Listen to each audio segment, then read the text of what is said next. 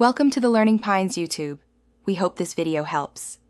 You start by launching Google Earth Pro or the web app and signing in, because saved places sync matters.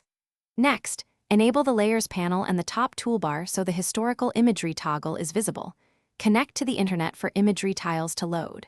Search the target address or coordinates and zoom to the scale you need, closer for buildings, wider for landscapes. Once you're positioned correctly, make sure the timeline icon appears in the toolbar before moving on. Click the timeline clock to reveal available historical images and their dates. This shows you which years Google has archived for that spot. Use the slider to move between years and watch for changes in resolution, cloud cover, and georeferencing shifts.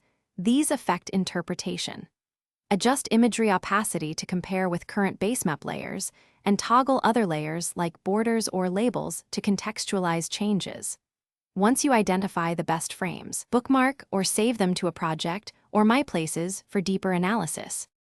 After choosing the ideal historical frame, save a placemark or create a project entry and export the view using Save Image in Pro or a screenshot if needed. Include scale and north arrow for reference. For precise analysis, export the image and georeference it in a GIS, aligning control points to modern basemaps.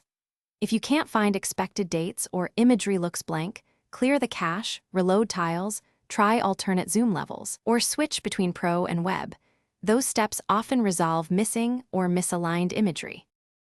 Thanks for watching. Consider subscribing if we helped you.